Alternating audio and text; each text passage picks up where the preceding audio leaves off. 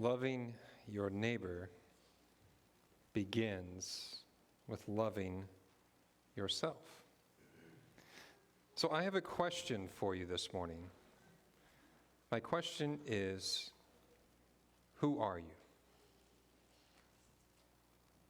Now, if somebody were to ask you that question, your first response would probably be to tell them your name, wouldn't it? But if that question continued to evolve and that conversation grew and they still looked a little bit confused, you would probably give them some clues, wouldn't you? You would tell them your name, and then you may also include a geographical location. Maybe you would include your profession of what you did, and you may even include people that you knew, all trying to answer that question, who are you? You know, this week as I thought about that question, the reality is it's not really that easy to answer. Because who we are is always tied to our story. You see, our stories shape our identities. So who we are is this mixture of fears, this mixture of failures, of successes and struggles and scars. All of those things make up who we are. So if loving your neighbor begins with loving yourself, I'm going to ask you that question again. Who are you? You see, I'm not asking who you want to be. I'm not asking you who you pretend to be. I'm not asking you who other people think that you should be either. I'm not even asking you who you've been, whether you want to tell me one of the greatest stories of something you ever did or you want to tell me one of your greatest failures. I'm asking you the simple question, who are you? You see, in Genesis 32, there's this story. This story of a man named Jacob wrestling with God. And as Jacob wrestles with God, this angelic figure of what we think that it is, asks him the question. He says, "What is your name?" But I think if we dig a little bit deeper, he's asking him, "Who are you?" So if you haven't already, I want to invite you to turn to Genesis 32. We're going to get there in a little bit because the reality is Jacob's story doesn't begin in Genesis 32. You see, our stories shape who we are, and Jacob's story was shaped long before he started wrestling with that angel or that God in the river. You see, I believe that before Jacob was wrestling with God, Jacob was really wrestling with himself. You see, Jacob's story is a search for identity. Jacob's story is a search for always trying to be important. Jacob's story is a story of trying to be noticed in this world. So if you would have asked Jacob that question at the very beginning of his story, his answer would have been a little bit different. You see, in the beginning of Jacob's story, if you would have asked him, "Who are you?" he would have answered by comparing himself to another person. You see, Jacob would have said, I'm Jacob, Esau's brother. You see, if we're going to say that our story shapes our identity, you see, Jacob's story was shaped by the fact that he was always living in Esau's shadow. Every single thing he did that was a success, everything that he may have considered a failure, everything that he said, "This is a gift and I'm really good at it," was always measured and compared to his brother. Have you ever been there in a chapter of your story before? Have you ever measured how good you are by somebody else? Have you ever measured how beautiful you are by comparing yourself to somebody else? Have you ever tried to measure whether you're being successful or you're a failure by anybody else? See, the first chapter of his story, Jacob would have answered who he was by comparison. And I dare say that at points in our story, we would do the exact same thing, wouldn't we? Can I just reveal something to you? Comparison is always an inaccurate measurement. And it's not because you don't do good things.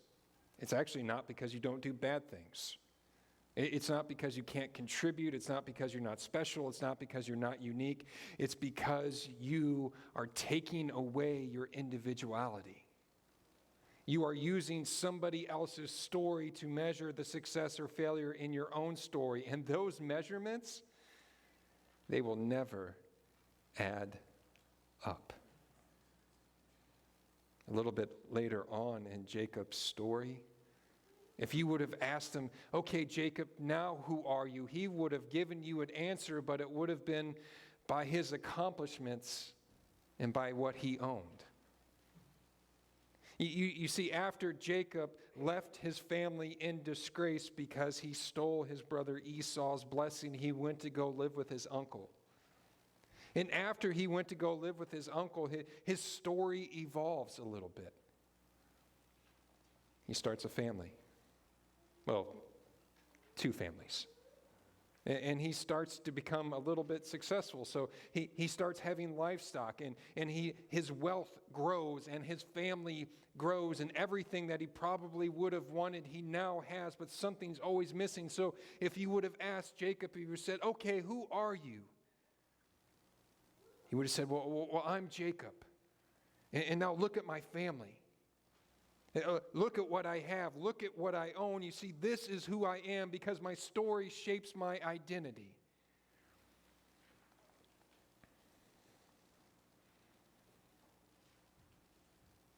But I really don't think that Jacob really knew who he was.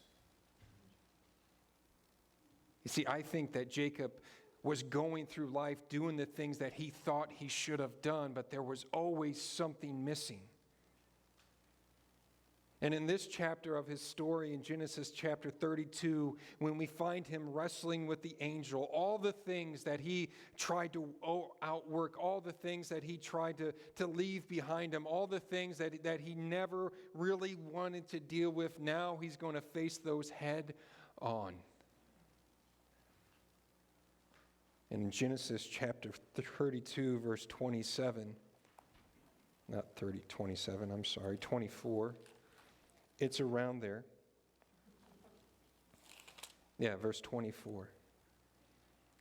It says, so Jacob was left alone, and a man wrestled with him till daybreak. He sent his family ahead because he knew he was going to have this confrontation with his brother Esau, and he thought it was going to be violent, and he thought that things may get ugly. You see, he was being confronted with the previous versions of himself that he didn't like, so he didn't want anybody else to be around that. And when the man saw that he could not overpower Jacob, he touched him on the socket of Jacob's hip so that his hip was wrenched, and he wrestled with the man. And the man said, let me go, it's daybreak.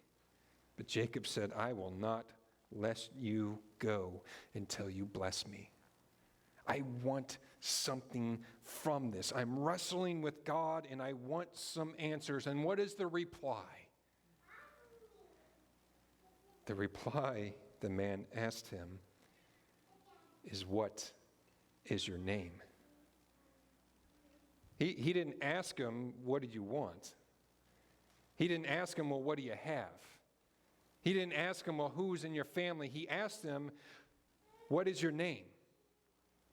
Because just like us, our name is tied to our identity. His name is tied to his story. You see, he lied about his name to his father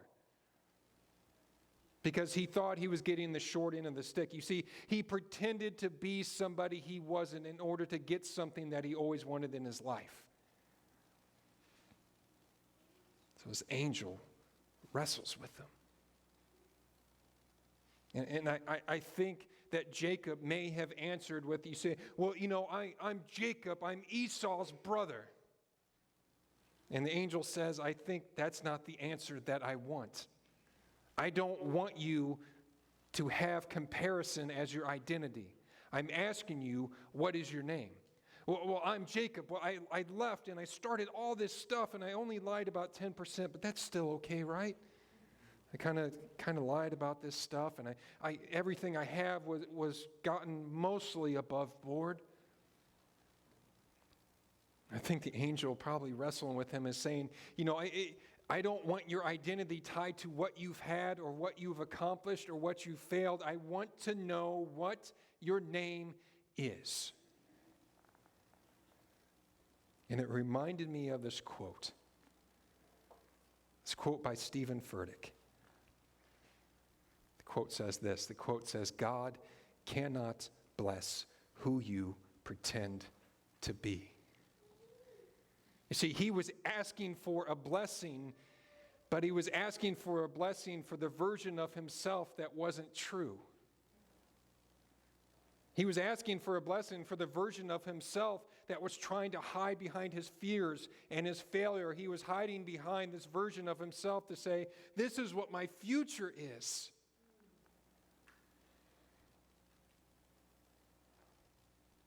God cannot bless who you pretend to be.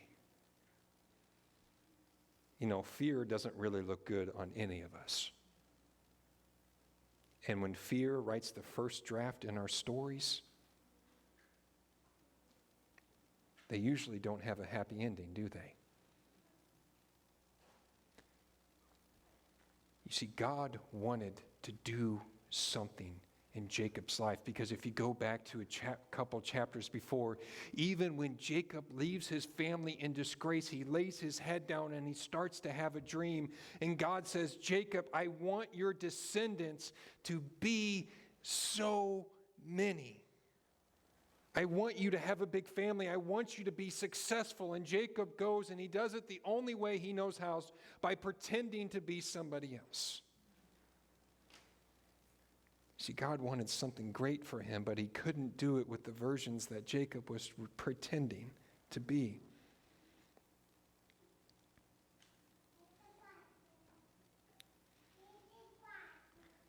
And then something happens. Something that seems very small in the text, but if you know Jacob's story, it's powerful.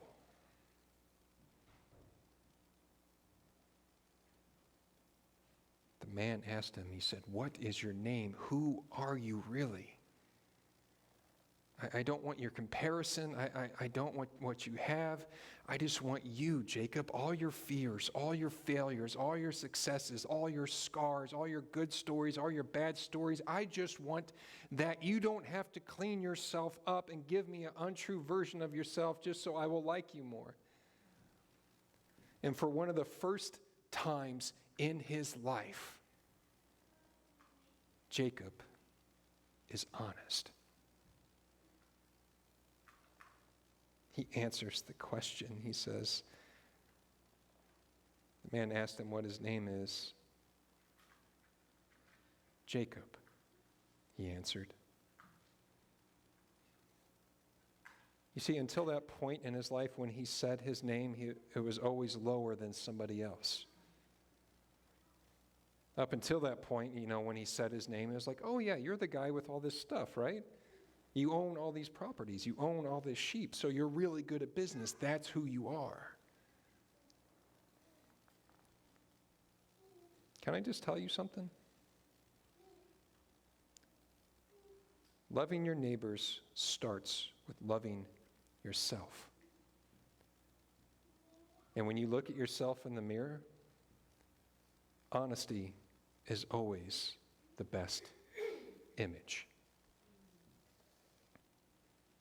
See, because if we're going to love our neighbors as ourselves, we need to get to a place where we can be honest, and we need to be honest about our brokenness and about our blessedness. Here's a quote from Henry Nouwen, and I love this quote. It's from a little tiny book that packs so much power. I have extra copies with me almost everywhere I go. Henry Nouwen writes this. He says, when we keep listening attentively to the voice calling us the beloved, it becomes possible to live our brokenness, not as a confirmation that we are worthless, but as an opportunity to purify and depend on the blessing that rests upon us. Probably doesn't say that very eloquently up there, does it? When we keep listening to this voice that says, "Who are you?" the answer that God always gives back is, "You are a beloved son and daughter of God." But just as you are uniquely gifted in this world, you are also uniquely broken. There are things in your story that are only yours. There are things that you've inherited that are not your fault, but they make you uniquely broken. And you can either push that aside, you can either hide from that and run from that, or you can begin to get to this place where you say, "I accept this as a part of my story." Because Jacob tried to run from it, didn't he? He tried to run from the fact that he stole his brother's blessing. He tried to run from the fact that he began his whole life on deception. But now he accepted that. Wrestling with the angel for the first time, he says, "Yes, this is me. The dishonest version of me, the hardworking version of me, the person that has interests and desires and fears and scars and warts and ugly parts. It's all me, and I'm right here."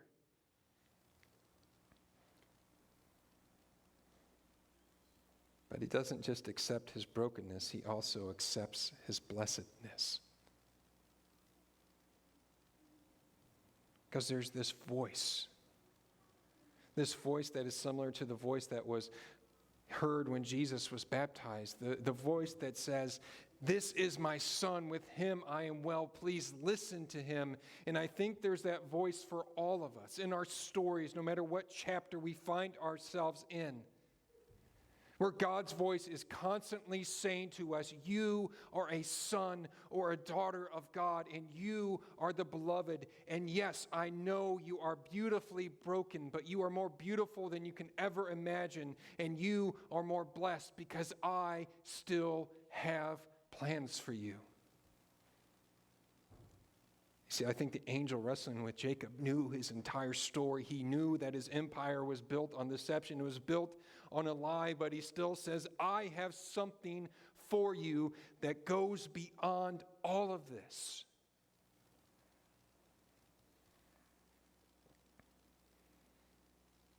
But it's not just being honest about our brokenness. And by the way,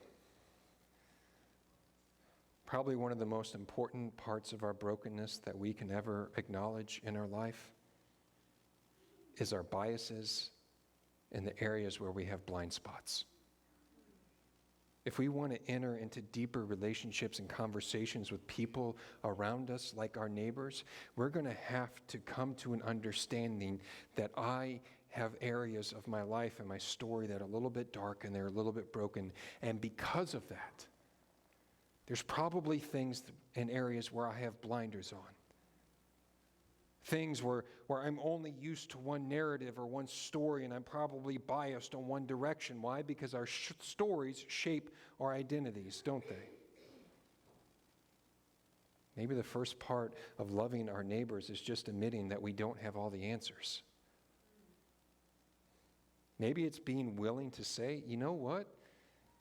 Man, you presented a lot of good stuff. I may actually start to think differently about this topic, whatever it is." It could be about the best cookie. It could be something a little bit deeper than that. You see, we need to get honest not only about our brokenness, but our blessedness. If we walk around just saying, well, I am broken and my story is bad and I'm a failure, and we compare ourselves all the time, we are never going to be able to walk with this full cup that Jesus desires us to have in our life, of this blessedness, to say, my power and my grace are sustaining you, and I am with you. Here, now, today, in this chapter of your story, no matter what's in the other chapters of your story. But we also need to be honest about belonging. Have you ever had a moment in your life where you felt like an imposter? Where you felt like you didn't belong, even though you were probably exactly where you needed to be? There's been a few moments in my time in ministry where I've walked into a situation and I felt like a complete imposter. I've wondered, why me? What do I really have to offer? Man, if they just knew what I struggle with. I think Jacob probably felt like an imposter everywhere he went. He was a man of God, but he knew that he didn't give 100% to God, so he felt like an imposter. See, there's something powerful about belonging. And I love this quote by Brené Brown, who wrote this book called Braving the Wilderness. It's actually on the list that we put out and we sent out to love our neighbors. She says that true belonging doesn't require you to change who you are. It requires you to be who you are. See, we live in a world where we are always trying to augment or be kind of like a chameleon in our surroundings, where we can get the most acceptance, or we can get the most value, or we can get the thing done that we really want to. But all of that is kind of being a cheap version of who we really want to be. So if we can really honestly look in the mirror and say, you know what, I can be exactly who I am. And I don't have to present a version by comparison. I don't have to present a version of my track record to try to start something. I can just say I'm exactly who I am today.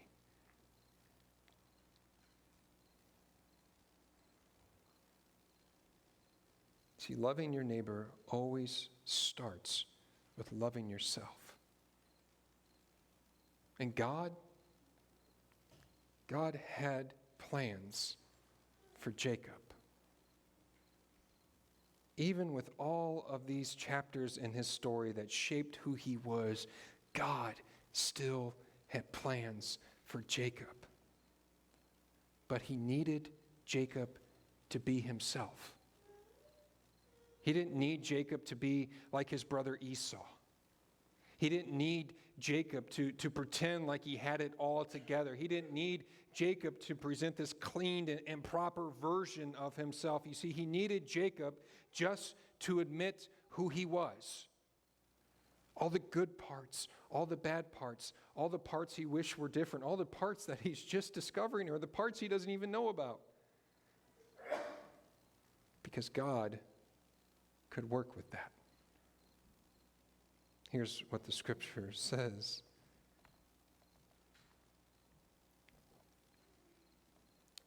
The man asked him, your name. The man said, your name will no longer be Jacob, but Israel.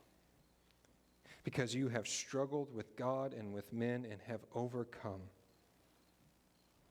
Jacob says, well, tell me your name. And he replied, why do you ask my name? Then he blessed him there. You see, Jacob wrestled with God. And then he was equipped to go and change his world at the time. And when he wrestled with God, God did something. He starts to transform Jacob. saying your name's no longer going to be Jacob. You're not going to just be tied to the same person. Oh yeah, I know Jacob. He was the person that lied about his birthright and stole everything from his brother and his family. That's not who you are anymore. Oh yeah, Jacob, you're the guy who works really hard, but you always cut corners and you wind up taking stuff from other people. No. That's not who you are anymore. See, I'm going to give you a new name. And I'm going to give you a new identity. Because I want something to happen in the world and in your life that can't happen if you keep presenting this old version of yourself to me. You see, that's exactly what happens when we come to Christ. That we can still keep all of our gifts and our talents and our abilities, and we're still shaped by our story. But when we come to Christ, He looks at us and He says, you know what? That's not who you are anymore. Well, this is what I've done. No. That's not who you are anymore. Now you are mine. You have an inheritance and a living hope now, this new identity that we talked about in 1 Peter. It's no longer the old version of you. I have this new, better, upgraded version. And that's the person that God always wanted him to be. He just needed the Jacob to be himself. And you know what? That was enough. Just be yourself, and that is enough for God to work with. There's other stories in Scripture of this happening. There's a man named Peter. He's an apostle, and he wrestles with God. Around a campfire, he starts off kind of this idea by saying, why am I even able? He feels like an imposter because just a few moments before that, and maybe a month before that, he denied Christ 3 times. And he comes before him, and he's trying to give them this version of himself. He's trying to say, well, this is who I am, and this is how I love you, and I will never do that again. And Jesus doesn't want those versions. He just wants Peter. And at the very end of those conversations, every single time he says, Peter, feed my sheep. And I want you to wrestle with this fact. And Peter wrestled with God, and then he went and he changed the world. There's a story of another apostle named Paul, who had this pedigree and this resume, and he would tell people would ask, well, who are you? Well, I am Paul. I'm an expert in the law, and I'm a zealot, and I'm doing all of these things. But when he meets Jesus and he wrestles with him on the road, his identity changes. It's no longer those things that he's tied to. Now he went and changed the world because he wrestled with God.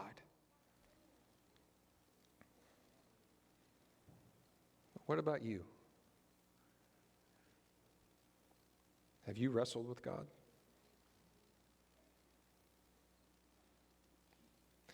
What version of yourself do you present to Him? Do you talk to Him when He asks who you are? Do you start by comparison? Well, I'm worse than this person, but I'm better than this one. So that's who I am. Do you bring your resume when you wrestle with God? You say, hey, listen, I know I cut corners on this 10% of whatever it is, but look at this 90%. Look at it. Look at all the things I've done. Look at all the things I didn't have to do. Look at all these mission trips. Look at my church attendance record. I take notes. Not a lot of people do that. That's worth an extra 5 points.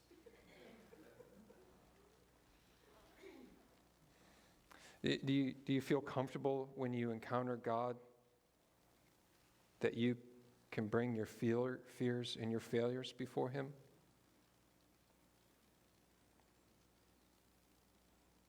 Can I just share with you one of the most freeing experiences that I've had in my Christian walk?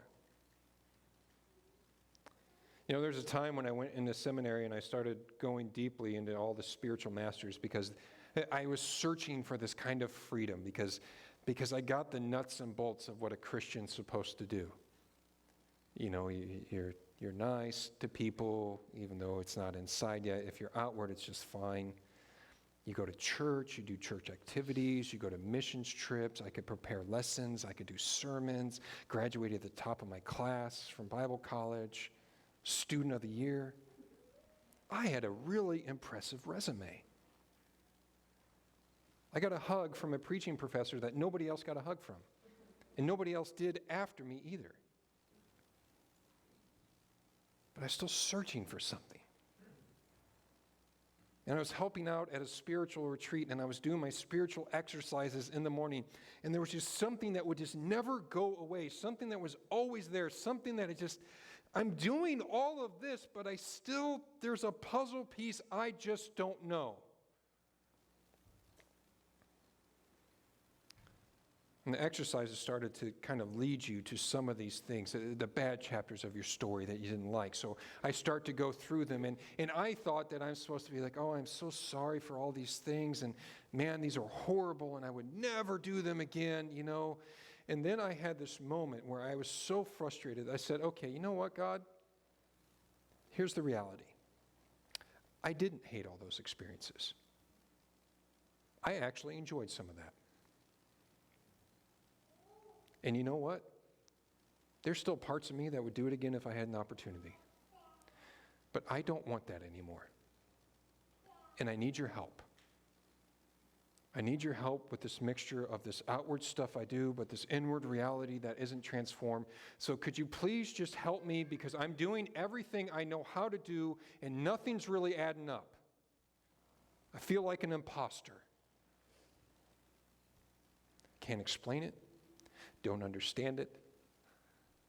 But once I didn't clean it up, once I didn't give him the version that I thought I should say, because that's what I heard all around me, by comparing myself to say, well, this is what this spiritual master prays like, so I need to pray like that. Ooh, he's got it all together. I need to practice whatever he's doing. When I was just myself, the beautiful, broken, messed up, jacked up version of myself, God said, I can work with that. And that is enough. Loving your neighbor begins with loving yourself. So I'm going to ask you one more time, who are you? Not by comparison, not by resume, but just you. Because you know what? Your neighbors would really like to meet you. Will you pray with me, please?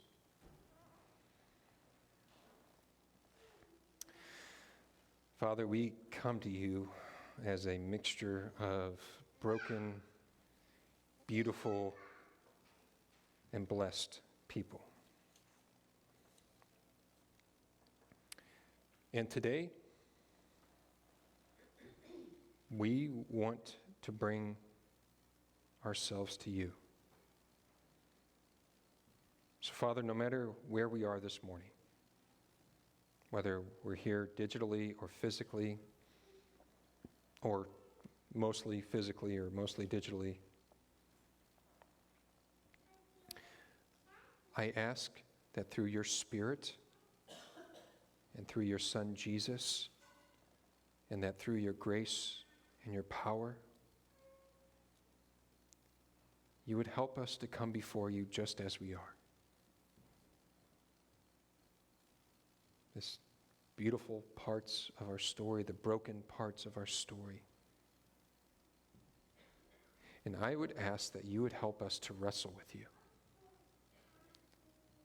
and to help us to get rid of the things that we were never meant to carry, to help us begin to transform the things inside of us that are keeping us from being who you desire us to be and who the world needs us to be.